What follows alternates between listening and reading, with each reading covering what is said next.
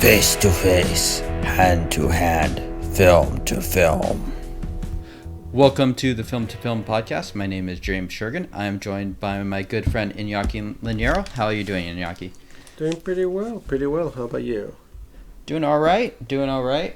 So today we are bringing back the most featured director on Film to Film. Partly thanks to you, but mostly thanks to myself. Bringing on the 11th film, 10th and the 11th film, apparently, that we have watched from him. So Mr. Dario Argento, we are going to be talking about Trauma and Stendhal Syndrome today. But first, because we are kind of near the end of what people consider to be Argento's good films, I wanted to quickly do just a quick top 5 list. Where we'll kind of count down. You'll say your 5, I'll say my 5. We'll briefly talk about them before we kind of get into both of those movies. So are you ready for that, Iñaki? I think I have 5, but in no particular order. Okay. Okay, well, whatever. We will just go in no particular order then for your list. I did kind of order mine, but it's sort of arbitrary too. So do your best to list your favorites at the end. So starting from 5, what do you got? All right, starting from 5. So just list one film. Yeah. Sorry, I'm just like re-looking at my list. I'm gonna say opera. Okay, all right. What do you? Yeah, actually, that's the same as my number 5. So I guess we are on the same page on that one. For me, I really like a lot of opera, but I don't particularly love the ending. Like some of the parts are like as creative as Argento gets with the crows and stuff like that, and the cinematography is really beautiful at points. But for me, there's still a couple rough moments there. But for the most part, I really like opera. Yeah. I mean, I just remember it being a fun movie to watch. Yes. With the crow eye view and a bunch of like fun little tidbits. Yes. Some Argentos I feel like are more memorable than others, and for me at least, the batshit part of or crow shit part of crows just going wild in the opera house is one of those Argento moments that I will probably never forget. Yeah, maybe when I'm really old and have some memory disorder or something. Anyways, what do you have for number 4? I have Phenomena. Oh, interesting. I do not have Phenomena on my list. Do you want to say a few words of why you like it? I mean, to be honest, I'm talking more about what stuck in my mind most. So I don't know if maybe if I rewatch all these films, it would not make it into my top 5. But Phenomena was one of the few where there are very clear images that are very memorable. You got the bug bed. You got the beautiful underwater scene while explosions are happening and that deformed child is dying, and of course you got the monkey going ape shit on a car, and who can forget the terribly placed metal music during a funeral. I mean, obviously that last bit is a big minus, but all the other elements, to be honest, were highlights that are still there. Yeah, Phenomena is one of those films that definitely leaves a smile on my face, but like opera, it has a lot of moments of unevenness. If I had 6, maybe that would be number 6. So I do love, especially like the last 20 minutes of that movie. My number 4 could depend on the day, but I'm actually going to put his most famous film there, Suspiria, which I really do like. For me, it was one that I had to watch a couple times to get around to. I don't think you need to say too much about this one. It's just very, like, the images are really, really amazing, one of a kind.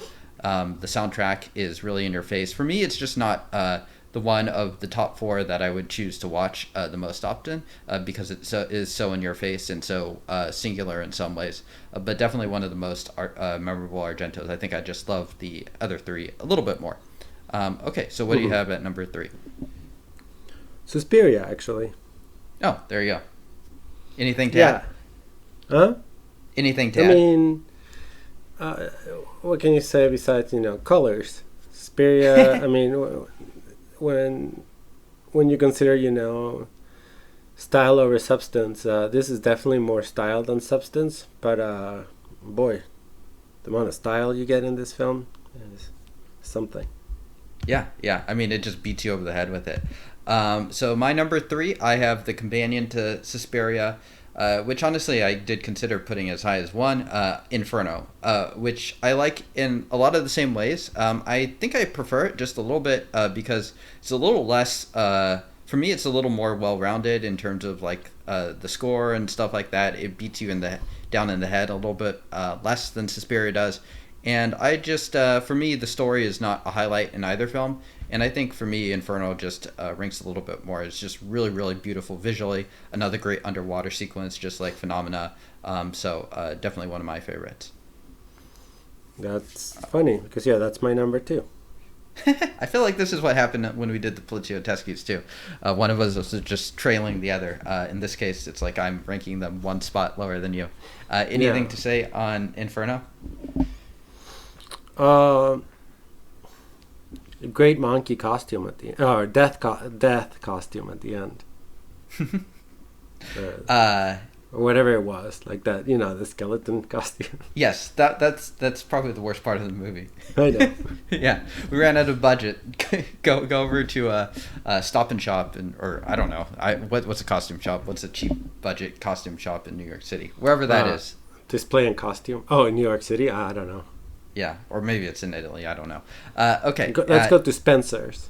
Spencer's. There you are. Number two, I have Tenebrae. Depending on the day, this could also be my number one. For me, it's a film that I really liked more on my second viewing of it. For me, it's just very fun. Great Goblin score. A lot going on. The Giallo films, his top two Giallo films for me are easy watches. So those films I could just put on just about any day and really enjoy it. So that's Tenebrae, kind of the scream of the Giallo, kind of meta. Definitely one that I feel like you can appreciate more once you've seen a handful of Giallos. So what do you got at number one? Number one, I got Deep Red. Okay, same here. Yeah. Anything to say? It's the one that probably has the most complete plot.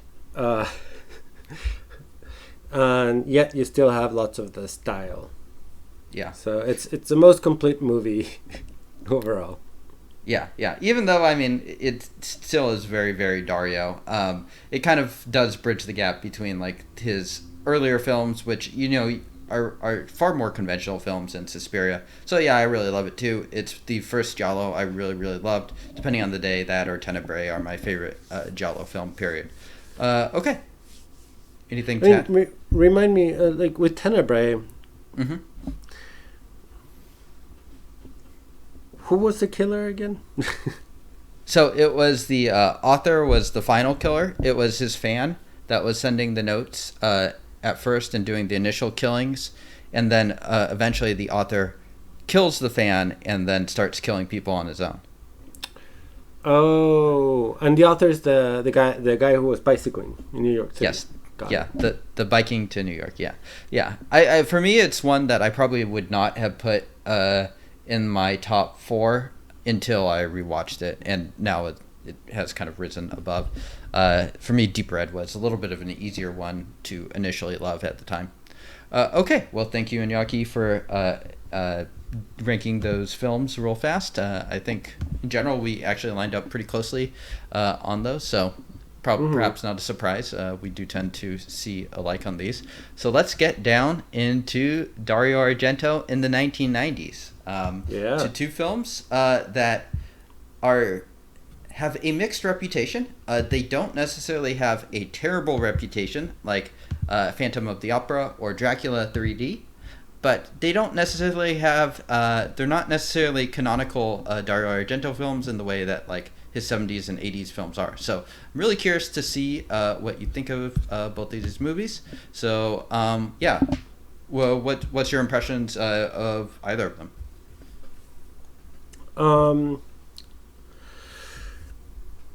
I think Trauma actually was surprisingly I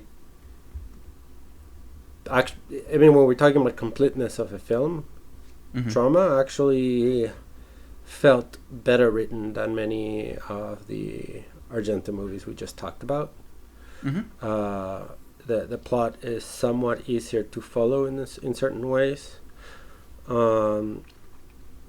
This film was not dubbed, was it? Ooh, I don't know. Maybe not. I believe Stendhal was. Yeah, Stendhal was 100% dubbed. And the copy I watched on, I forget the name of the streaming service. Voodoo? Voodoo would jump from English to Italian a couple times. Yes, that does happen. But I mean, yeah, no, it was dubbed in both languages. Trauma felt like it was not. I mean, there are moments obviously where probably whatever, but Trauma, I think writing wise, it felt like a better film. The style of it is not as prevalent, although there is a very memorable way killing. I mean, memorable way of killing. And the weakest point of this film is, I would say, the acting and or directing of the actors. I think that's the weakest point, and you can no longer blame on the dubbing. Yeah. Fair enough. I mean, I think you kind of hit the nail on the head on Trauma. I more or less agree with just about everything you said there.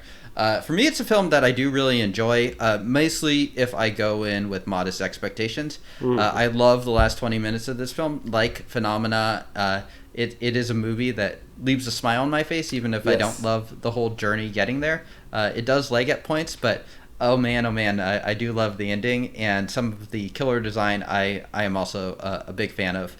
So I think Piper Laurie, we do spoil films in this one, who plays the mother there. The acting in the film is not good, but I thought she was pretty good. She hammed it up well, and that's lovely. This film is, I mean, and this is an area that I forgot to mention when you just said, it brought a smile to your face. I'm not sure if this is an evolution on Argento's films. I mean, Stendhal Syndrome doesn't have that, but this one does, which is this one has lots of comedy. I think I'm going to give him credit and say that was purposefully. Like, it has lots of like comedic moments that made me laugh quite a bit. In a way, it feels like a very 1990s film. It feels like a very big merger between 1990s America. Like it feels like a giallo that has 1990s American 1990s like elements just lifted from whatever like most popular American movie. Yeah, let's have a fucking blonde kid with like glasses, and Macaulay Culkin, double basically. Home Alone's popular. Let's toss this kid in. It's not Macaulay Culkin. We're gonna get the knockoff version of him. Let's get this other knockoff version of something American. The movie, it's in a way, it's kind of I don't know. In my notes, I have many moments where I laughed. Yes. And I think this is one of those similarly with opera, where I think there's a lot more humor in it. I think in there on purpose than his other films, and that at least made it more enjoyable. Yeah, for me too. I just don't take this film that seriously, and I enjoy it. It is trying to do some social messaging about anorexia. Social messaging, I think, is never Argento's strong point, as well as the acting. So I think it certainly has some pretty obvious weaknesses to it. But yeah, I mean, for me, this is a film that I have a good time with. There are aspects for the next film, Stendhal Syndrome, that make it to be very much not a good time in my point of view. We'll talk about that one. I'm curious if we'll see eye to eye on that one as well. quick question on that. Yeah. So again, you were talking about the social message of this film. Was that a real social message, or just like anything else that Argento is just lifting from the 90s? I mean, I remember in the 90s, like, because of like there was like a famous person who had anorexia and almost died, or perhaps died. I forgot, but it was a big deal. Everyone was talking about it, and it almost feels like Argento was like, yes, another pop culture thing to just to shove in my movie for no fucking reason.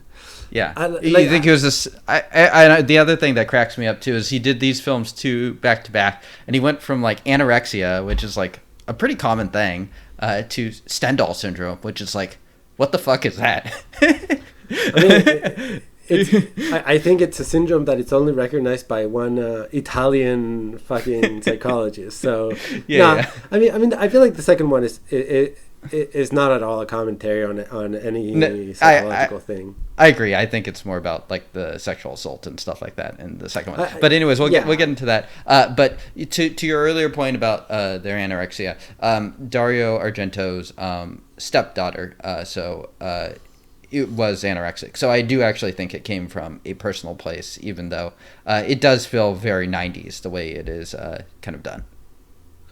Wow. Okay. Yes. I did not know that. I will. With that said, the theory behind, like, the explanations that they have in this movie about anorexia, where I think highly inaccurate at best, and known to be inaccurate in the 90s too. So that's why I thought they just like shoved it in, just like any other, medical mumbo jumbo, like like the Cat O' Nine Tails. It's so clumsy that you can hardly even take it that seriously too, in my opinion. So yeah, I mean, as far as like that goes, it doesn't necessarily land that well. But I see. Yeah. I mean, I was literally putting it together with having Macaulay Culkin knockoff. It's like, let's just have a knockoff version of what's popular at the time. Yeah. I actually thought that the kid was kind of like just more in that Spielberg vein and stuff like that, but then at the end the kid kind of goes into a very his fate is very different than that of a Spielberg kid. Anyways, one thing that you mentioned earlier that I did want to draw us back to is the setting here, about how this is very American, and you are correct. This is his one and only American film. Oddly enough, Stendhal Syndrome was originally supposed to be set in Phoenix, Arizona, another head-scratching thing, but this one is actually set in Minnesota, which is very random. How the hell do you think he picked Minnesota, and how do you like the location? I think he picked Minnesota because it was cheap, because filming in New York probably is really expensive, and he didn't want to do Vancouver like everyone else. Because I actually didn't know it was Minnesota. I never really paid attention. I've never been to Minnesota, so I mean, it's very Americana. I don't know what really makes Minnesota distinct, so I've never been there, but I would not have known it was Minnesota either until I did the research. Yeah, I don't know. I really have no idea why he picked Minnesota, because let's be honest. It's obviously, it doesn't seem like this is happening in the summer in the film, but it's definitely not winter. Yeah, because it doesn't look like Fargo. So he literally just picked like the worst place to film a movie about a killer who kills during rain time. Because it's either snowing in winter, right? Or I don't know. Maybe Minnesota has like humid summers, but I don't know. Yeah. I really think it was someone like pointed to the map. Maybe they had a friend there. Maybe he knew people who owned like Space Force Studio. Good enough. Yeah, I mean, it has to be something like that, because Minnesota is almost too random to be anything but that. Okay, yeah, because it doesn't really use the location. It feels very generic Americana rather than like this is Minnesota or this is New York or this is LA. Yeah, because is it like is it in Minneapolis? I don't know, or is it in the suburbs? It's definitely unclear. Uh, Yeah. So, anyways, I mean, I feel like Argento, one of his strengths is actually the visuals of this film. I do feel like, compared to his previous feature film, Opera, and his stuff in the '80s, this does have a very different look to it. How do you feel about kind of the general look and feel of Trauma? I mean, there are some Argento elements. You know, the focusing on the lizards. Yes. The butterflies, you know, those little details that you get here and there. So I mean, in that sense, it's very Argento-like. I feel like, on the other hand, this movie plays a lot more with sound effects. This movie goes all out with sound. I mean. The hospital scene, for example, is one of my favorites. I don't know if we're going to talk about if that's within your list of sins Sure. you want to talk about. Sure, let's talk about it. Yeah. Oh, you want to talk about it now? Sure. Yeah, why not? Yeah, we'll get into scenes sure? really shortly. Yeah. So, yeah, I kind of have a very loose structure for this. So, yeah, let's get into it. Oh, okay, yeah. Hospital No, I scene. mean, for me, my favorite scene is the hospital scene where, you know, the girl's back in the hospital, tied up, but she somehow was able to pickpocket nurse, and you get the killer going in there and doing, you know, some of the kills, and the main guy, David, you know, he's there. He goes there to try to rescue her. And it's just fascinating, like that moment where you just have a couple of hallway scenes. First, when the girl kind of escapes the room and the camera is just on her, but you hear an alarm, you hear people screaming. You know that the killer already has killed someone. You don't know how many people have died, but there's a shit ton of screaming because all the folks with mental issues are out. So maybe they're screaming because they're being killed. Maybe they're not. You don't really know, and the camera is only focusing on the main girl. And then the main guy goes in, and then you get to see all the folks with mental issues like grabbing him, yelling at him, and it's just the sound, the Calling him the constant sound killer. between- Yeah. calling him the killer, and you have that constant sound plus the alarms. Yeah, and that chaos is like very claustrophobic, and it just felt really. I mean, it was just a very effective scene overall. Yeah, no, I agree. I think Dario Argento, even at this point, could still construct some pretty nice set pieces.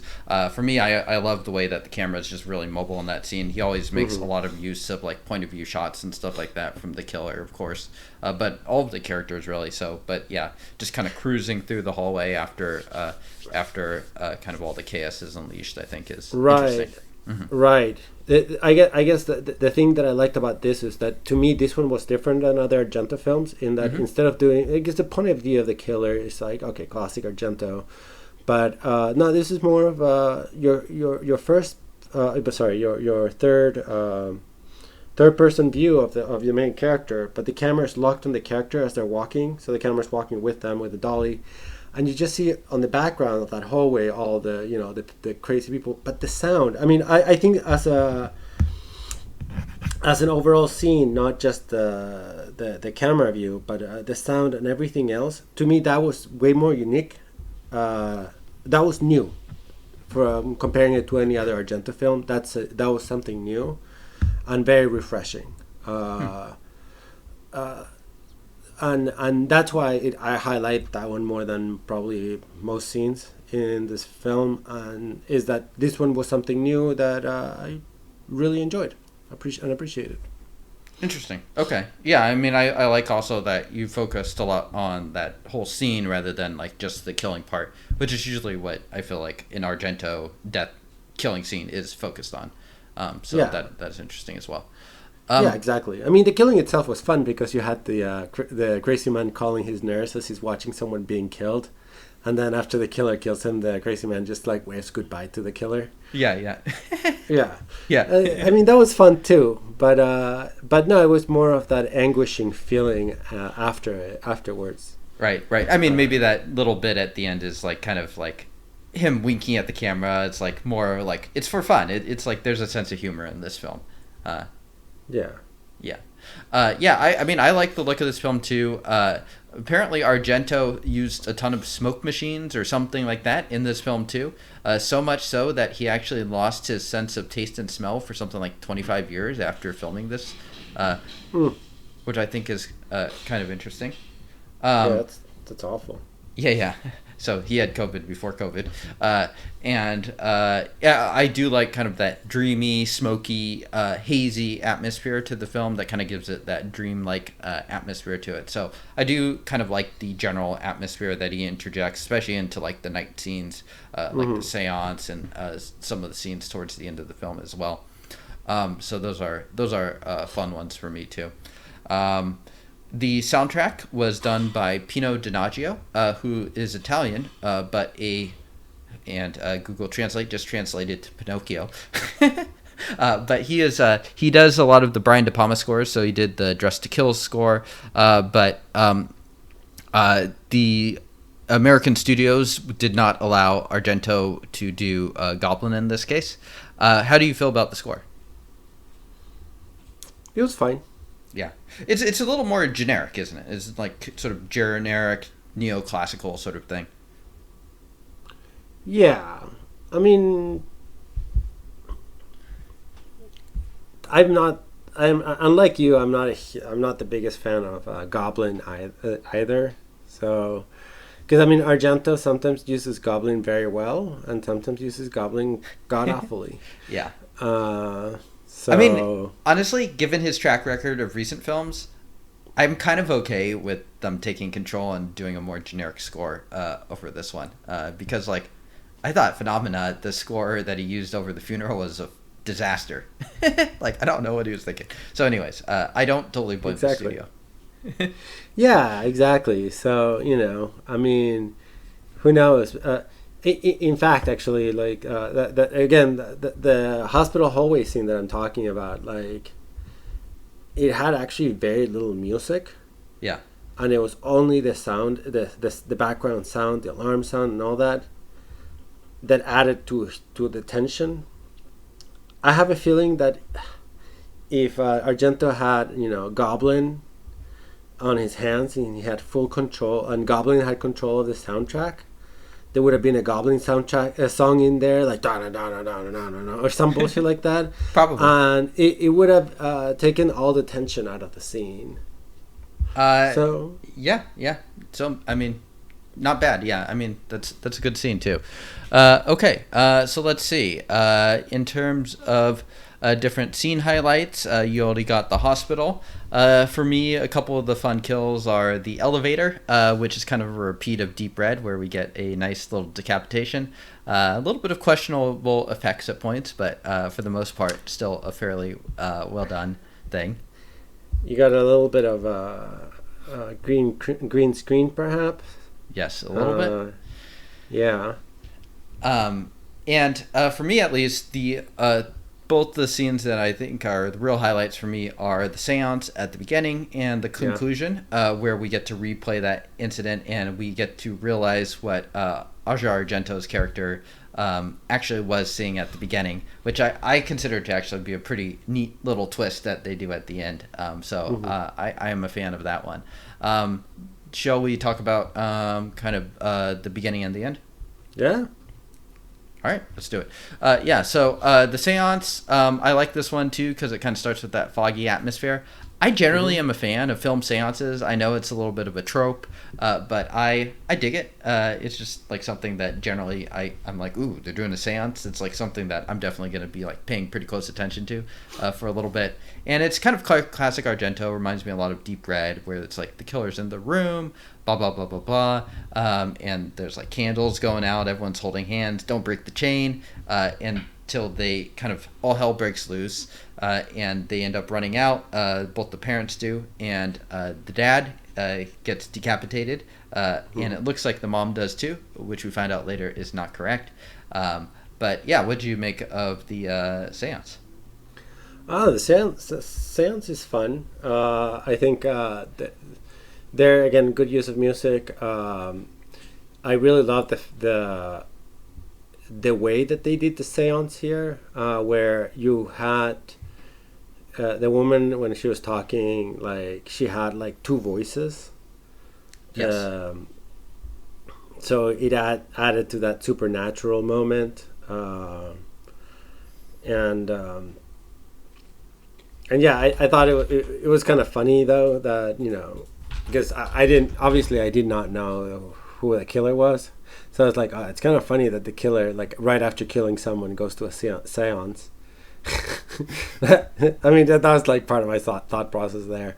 But beyond that, I thought the atmosphere is really well built. The tension is very good too. Miss Argento is a terrible actor, and which kind of, like, whenever it would cut to her, you're like, oh, god damn it, okay. It would sort of cut the tension because everything else is looking great, and then Miss Argento. Yes, part of the problem is the two leads in this film are both not good. Aja Argento is mediocre at best, and Christopher Rydell is also not good. And we also know Dario Argento is not a good actor's director, so it's kind of a terrible mixture of stuff to lead to some very mediocre performances. But yes, exactly, yeah. And I mean, I don't know. Maybe I'm being a little bit too rough on what's her name? Aja. Aja. Yeah. Yeah, Aja Argento, in the sense that because this film was not dubbed. She was, she has actually quite a thick accent that she's trying to sort of hide. So that's like double the work plus acting itself. So. Right, yeah. I mean, yeah. Other than that, I do feel like the seance is pretty fun. And for me, at least, this twist that they do here is one of the most fun ones. I think it holds up right there almost with Deep Red, even if this film is not nearly as good as it.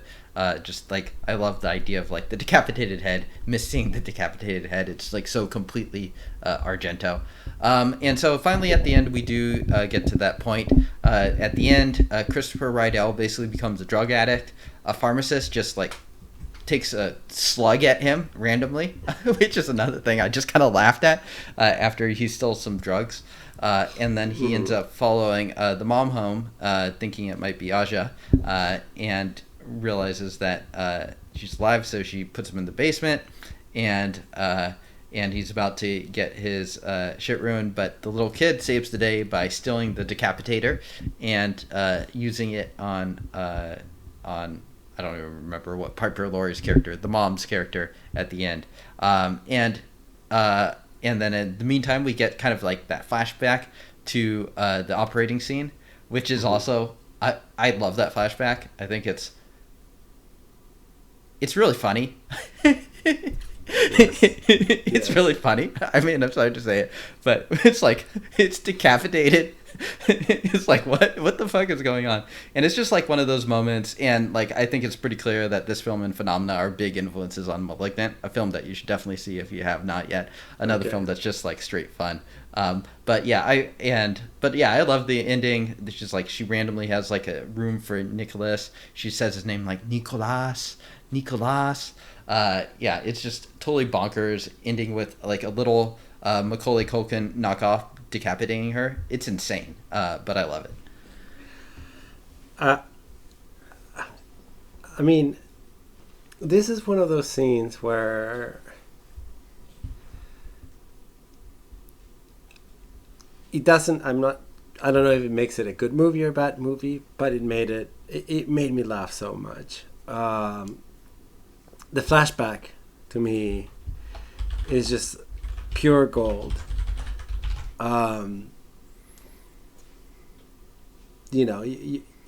you got the weird operating room where they're just with the woman like giving birth of her sweet Nicola.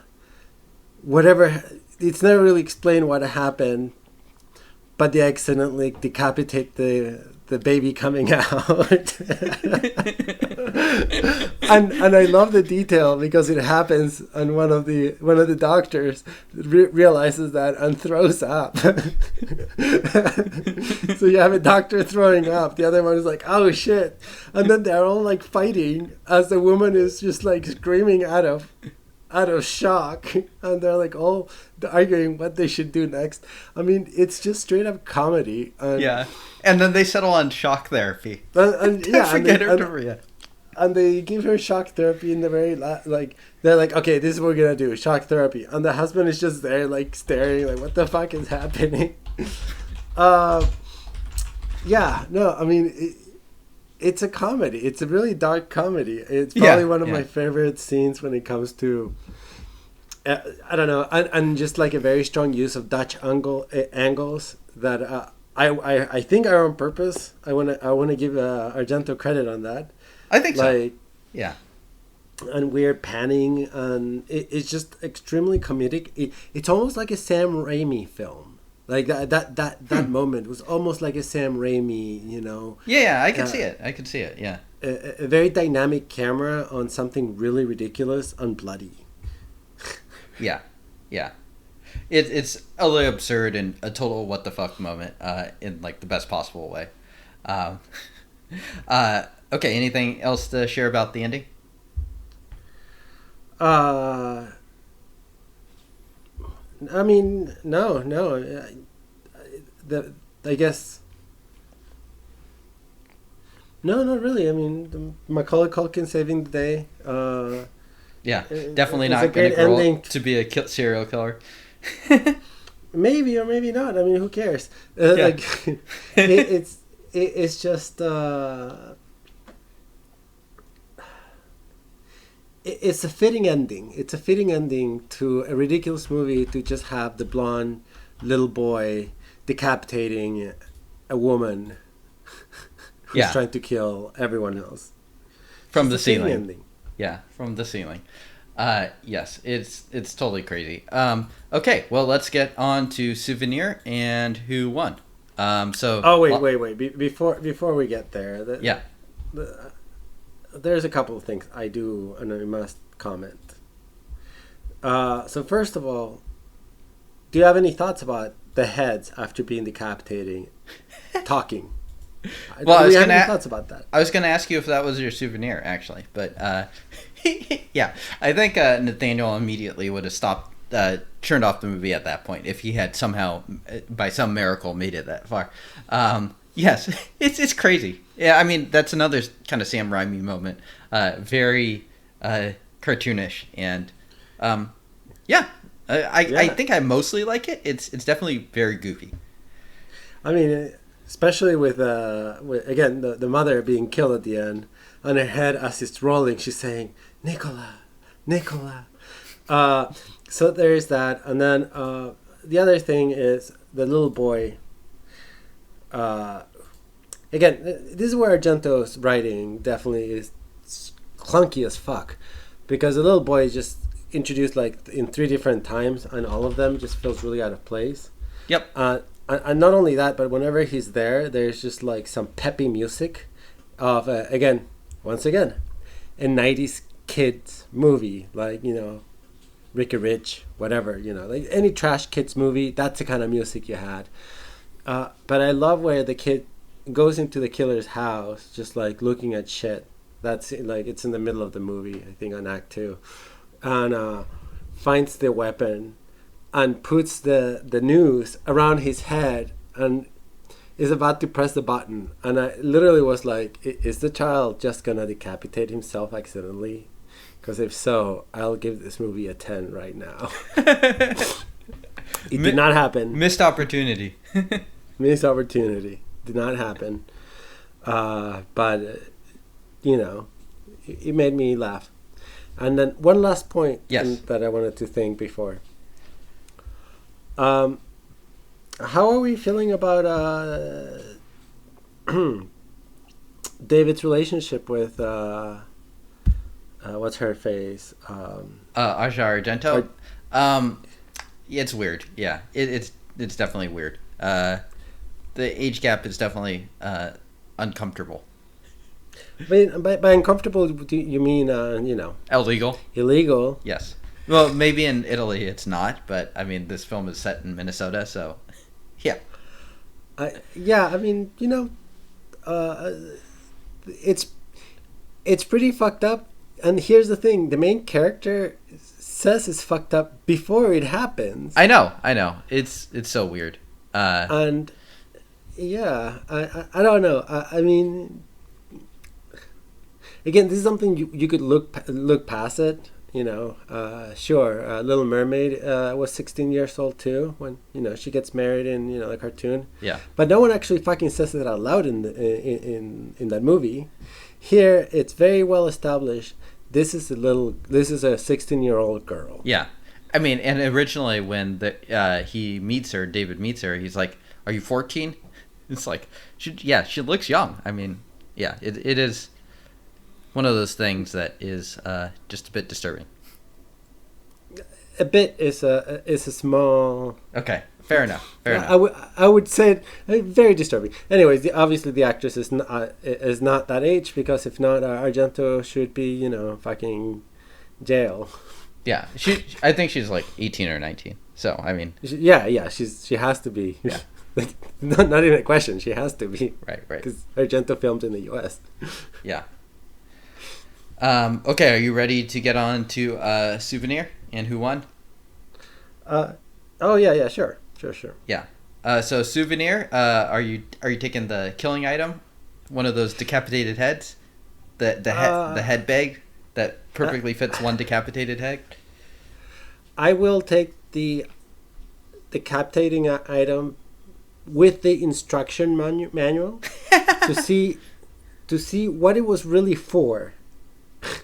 Because that's a real tool, right? It seems pretty single function to me. But I don't know. We gotta search Etsy, search eBay, the dark web, see what we can find. No, I feel like it's probably like an actual real. It probably has a functional use that is not just decapitating. I would think so, but it might be right up there with the classic Chinese weapon, the flying guillotine. It's like one function is to just straight up decapitate. Yeah, that actually did remind me of that. Yeah, another one of the great inventions of China, right up there with TikTok. So you're taking the decapitator. I think that's the correct answer. I have to take it too, even though it's yeah. I just hope I don't show up to your door one day with that. And I'm like, don't put this over your neck and hit the button. So who won? Argento. Okay. Yeah, you can't give it to any of the actors, can you? No. I'll give it to Piper Laurie, who plays the mom, just to mix it up a little bit. Okay. She's good. I mean, she's only in like 15 minutes, but still, it's like she totally steals the 15 minutes she's in. And your rating? 7. Okay. Yeah, I'm the same, 7. For me, this is probably not a great movie, but it is a good Argento, and it's a fun Argento, and it's one I could probably rewatch at different points. Yeah, I agree. Okay, so let's get on to the next film, Stendhal Syndrome, 1996, the next film that came out. So this one, I was going to read some quick Letterboxd statistics. Trauma is actually a more poorly rated film on Letterboxd. That's a 3. This one's a 3.2. Trauma has been seen by 7,300 people. This one by 9,600. What did you think of... So this one's interesting in the sense that it has a reputation. Some people think this is his last great film. Some think it's his last good film. I'm curious what you think of this one. What do you think? This one, to me, is more of a regular Giallo. In a way, it's also weird in different ways. Yeah, I mean, it has the Argento. So I actually, there are moments where I appreciate what Argento's trying to do. Mm-hmm. He's trying to use the modern technology of the 90s. Mm-hmm. Or perhaps not. I don't know. I'm I would like to know how he did some of those effects. But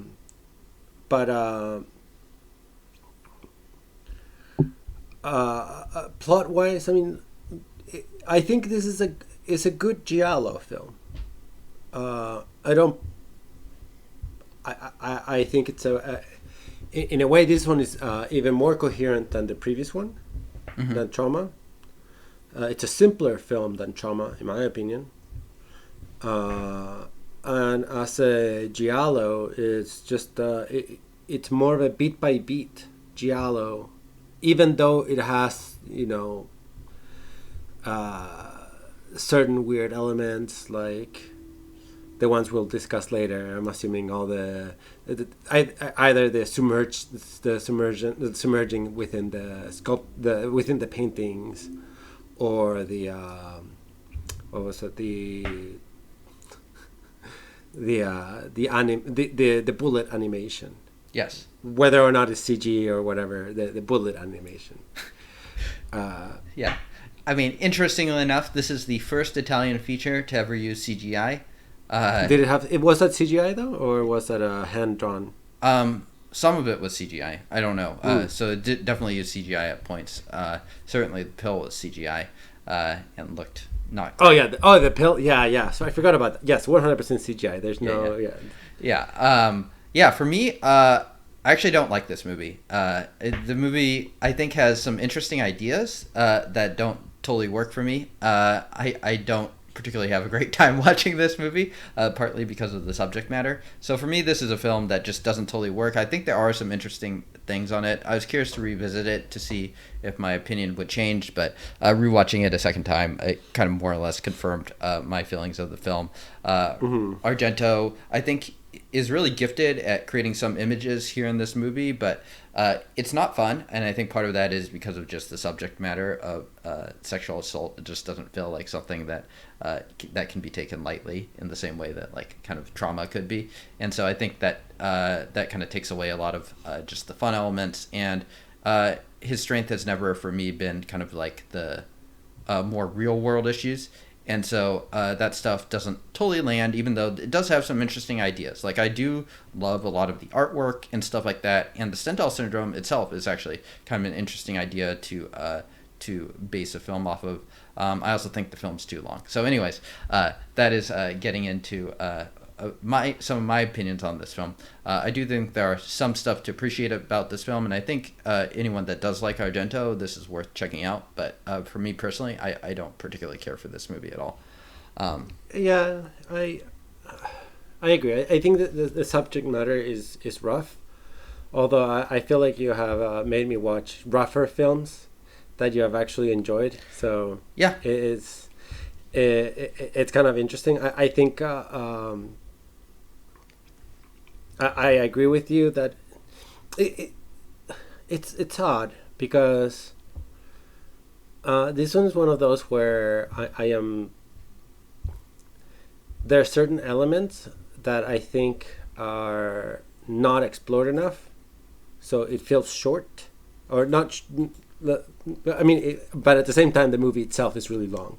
So I think I agree that it both feels incomplete and too long, and I'm not sure how you would fix that. I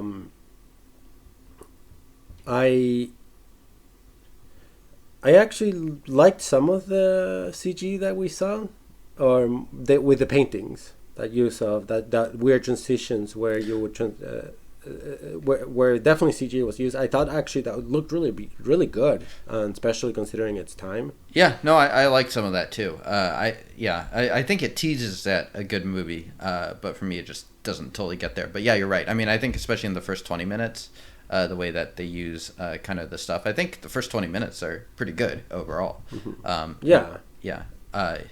It's like the gun CG and the pill CG, I think, are, if the gun was CG, that start to get a little suspect. The bullet? Yes. The one, there's that one where you have the bullet. The bullet has the reflection of the killer. It's like, what the fuck? Yeah. Yeah. Subject matter wise, I agree with you. It's rough though. But I'm just a little bit surprised that you were so disturbed. I'm like I'm not necessarily disturbed. I just, for me at least, an Argento film, I have a good time almost all of the times, and for this one I don't. So it has to make up for it in other ways, and it just doesn't do that for me. I do enjoy how the mass rapist, that's what he is. I do enjoy how he is brutally killed by his victim. No, that was probably my favorite scene. Yeah. I mean, there are some scenes that are well put together and stuff, even if gun killing is not the most interesting. But still, it's like the way he dies, where she kind of like breaks out and just like explodes and gets him. I thought that was quite well done. Yeah, I mean, and in fact, she doesn't kill him with a gun. I mean, she literally shoots, I think, she shoots at some organ of his, but he's still alive. So she gets to kick him, torment him, make him watch the river where she's gonna drown him alive. She really gets to fully get she gets full revenge on the dude. I mean, besides like gouging his eye out. I mean, Yeah. I think that's where it redeemed, at least the bad guy gets his comeuppance in a very satisfying way. But then the movie continues. Yeah, that's like 45 minutes into it too. I actually think that the serial killer / rapist is pretty good. Like that actor is like unusually good for an Argento film, meaning he's probably okay. Thomas Kretschmann. Aja is maybe a little bit better than Trauma, but I still don't think she's necessarily a great actor in this film. So yeah, it has its moments. So it like teases at being kind of good, but then it's like, yeah, there's a lot at the end, and I don't know if like the part of her identifying as the killer and stuff like that and becoming the killer at the end totally works, even though like the museum set piece is pretty well handled as well. Yeah, so I don't know. For me, it just never quite adds up and comes together in a way that's totally satisfying. Yeah. The stuff I like, I can see that. The stuff I like the most is just kind of like the set design and a couple of the set pieces, like the one you just talked about, like all of the graffiti and stuff like that. I think it's really cool that they put that in the movie, as well as like kind of the more classically Renaissance famous art that they have in the Florence Uffizi Gallery. Argento is the only director to have ever been granted permission to film something in there during this film. So it's kind of crazy that stuff is in this pretty wacko movie. Yeah, and I wonder too if Argento had seen Candyman a couple of years earlier to be inspired by all of that graffiti and stuff like that. I want to say yeah. There was especially the under the bridge scene had it felt a lot like Candyman, even with the candles and everything. Yeah. But I agree. I mean, visually, there's some really good moments when Anna is like, there's a scene where she's talking to someone, or where she's like all painted up. She painted herself, and that actually is just like if we're talking about cinematography and like just design of the scene, that's just a really cool design. I think the movie does. I think I agree with you that in a way that it explores something interesting, but it ends up being way too obvious. As soon as she kills the bad guy, and that there is another 40 minutes to go, there were only two paths for the movie to move forward. Either she becomes the killer, or he is, or he's alive, and the latter was just way too ridiculous, because we literally saw the stage that she left him. I mean, she left him. That being said, it is an Argento movie, so it's like. Yeah, but then we go into the supernatural Argento. Like, I don't think I've ever seen an Argento movie where a person gets his eye gouged out, shot in the stomach, kicked a whole bunch, moved, and then thrown into a river that. I mean, this one goes a step beyond. Yeah. someone being blinded trying to shoot at another man who may or may not have burned himself. Opera. Like that opera, Yeah, where yeah. that one is also a ridiculous ending. I my gripes is more with how obvious the movie continues. I mean, especially with her using the blonde wig. The killer is blonde. No one else in the film is blonde. So, and then after she kills the killer, she puts the red wig. All right, well, it's kind of clear what's going to happen. Right. And if that were to be the case, I was kind of hoping, okay, make her go all out meaning that poor Marie, the boy, the male Marie, as everyone kept on saying, no, he's a boy, not a girl. Yeah. Anyways, it would have been, to me, it would have been perhaps funny, even though super dark, that she ends up doing to Marie the same thing that the killer was doing to other women. So like switch the roles. Yeah. Have her, that would have been at least more interesting, more fun. Still fucked up, but perhaps more fun, as opposed to her going just halfway through and just shooting people. Yeah, it's true. I mean, there's some gorgeous scenes.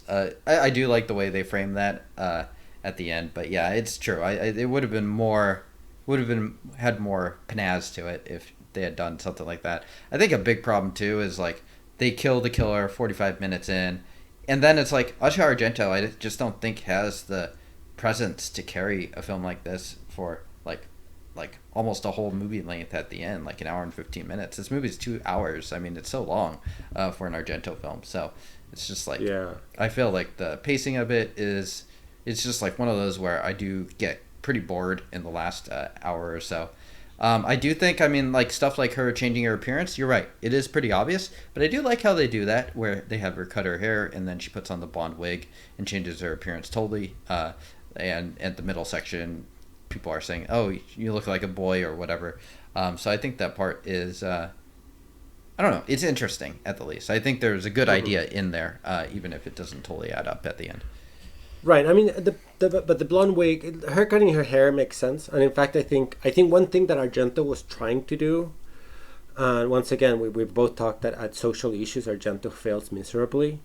So if we're talking about one social issue that Argento was trying to address, was it's funny, I was gonna say the trauma, but like literally, like that's the word, the trauma of rape victims. And in this case, the main character is the victim, and she went through really hard trauma that in the first half is being actually sort of explored pretty well, but then after she kills the killer,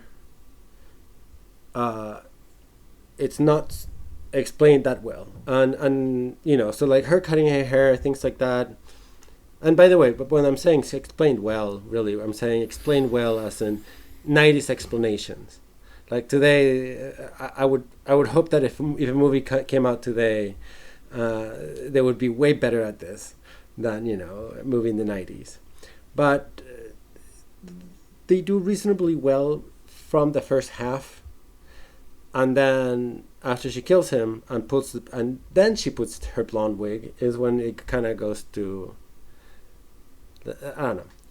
I just kind of wish that it had either gone bonkers afterwards. Yeah. And by bonkers, I mean her just literally turning into the man she killed. Right. So sort of like just go trauma style, just balls to the wall, just go all out. Yeah.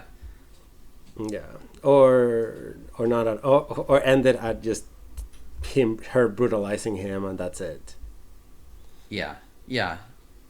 Something like that would have made sense. Like maybe keep the bad guy around for a little bit longer, and then like have a more clean, concise way to end it. I mean, I don't have too much to talk about with this film really either. One thing that is interesting is Argento worked with a cinematographer he had not before, Giuseppe Rutano, who just passed away last year, I believe, and is one of those famed Italian cinematographers. I do like the look of this film. It looks good. I think Argento films are always kind of interesting visually, at least. And so he brought that guy out who has, I believe, won a bunch of different awards and stuff like that for cinematography in the 60s, 70s, and 80s. And this was, I believe, the last film he worked on. So kind of a fun little fact there. Anything you wanted to talk about specifically in terms of scenes, or we already kind of talked about the scene where she actually kills the serial killer, which I think is, for me at least, my favorite scene of it, partly because it's nice to see him get his comeuppance, and I do like the way it's staged.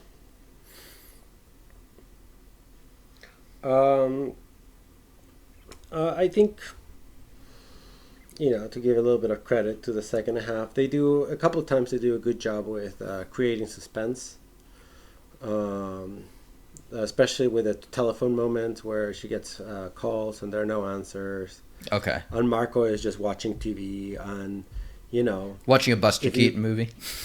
And if you were to believe that the killer or the serial rapist is still, on the loose, then the tensions would be very high. If you were to believe that. Yeah. So yeah, perhaps that. Yeah, I also did. You did remind me there that I do like the score on this film, the Ennio Morricone score. Which was that too. The first time working with him since Four Flies on Grey Velvet. I thought that was maybe the best thing about the film. Second best being maybe the visuals. Yeah. I mean, the score is amazing at the museum scene, and that's the thing. The museum is probably like the best scene. Besides brutalizing the killer, the museum is probably one of the best scenes in the film, and you kind of touched already on it, right? Like seeing all those paintings and the score going along with it, sort of bringing to life everything you're seeing. I agree with you. This is not a good movie. This movie is one of those where it has lots of good scenes, but as an overall movie is not a good movie. Yeah. I mean, it feels like it has some interesting elements, and so it has promise, but it just, I don't know. Yeah, it just doesn't land for me. I mean, I know for some people it does work, but for me it does not. All right, well, if you're ready, we will go on to Souvenir and Who Won. All right. For Souvenir, I'll take the Medusa painting. Ooh, nice. Is that one of the more expensive ones? Probably, I don't know. It's a museum painting, so I'm pretty sure I cannot take it. I mean, the museum painting is definitely the objectively correct answer to take. Whatever is the most expensive there. I'll take the random graffiti art she was working on in her room. Oh yeah, all right. Yeah, which I thought was like, I'm like, wow, they really went all out on this graffiti work. I liked it. I mean, I did feel like very Candyman inspired, but still something to enjoy. Okay, and what rating do you give it? Or Who Won and rating? Did anyone win? The music. Ah, yes, Morricone. I mean, I'll give props for Argento for trying. I think this could have been a better movie, significantly better. I don't know if this is his worst, to be honest. There are films I like less, none of which we have talked about yet on the podcast. I do think, so supposedly he was thinking about casting Bridget Fonda or Jennifer Jason Leigh in this role, which would have been interesting, because I think those are both good actors. But that being said, I do have a hard time seeing this being uplifted by just their performances. So I don't know. Yeah. Well, I mean, it's kind of like The Godfather 3, right? Where originally, I think, Coppola was Winona Ryder. Yeah, Winona Ryder. And I mean, Come on, that would have been so much different. That would have maybe saved the movie. I mean, I don't think it would have been as good as the first two, but Winona Ryder was a really good actor. I mean, she still is a really good actor. That's true. Yeah. Going back to this one, I actually don't think Argento in this film was nearly as bad as in the first one. Granted, part has to do with the fact that she's dubbed, just like everyone else. So she doesn't have to deal with the accent bullshit because she has a professional dubber. Right. Doing her voice. So this is one of the few times where the dubbing actually helped. I want to say that yeah, I don't know. She's better than Coppola in The Godfather 3. Yeah, I mean, I think she's a better actor in general than Coppola, but her dad is not a good director of actors either, which does not help. I think the film is probably better if you cast one of those two other American actors in there, but I don't think it ever becomes like truly great Argento territory either. So, I'll give the winner to Morricone. I forget if that's who you gave it to too, but it was my favorite thing of the film, the score, which reminds me a lot of like kind of the more Hitchcocky, Bernard Herrmann-ish scores, but just really rich, and I thought it perfectly suited what the movie was trying to do. Rating? 5.5. Okay, I'm at a 5, so pretty close, but for me, yeah, not a film. This is one that I probably will never watch again, or at least until my memory is I have forgotten that I just don't care for this film at all. So fair enough. Yeah. Well, thank you everyone for tuning in to Film to Film.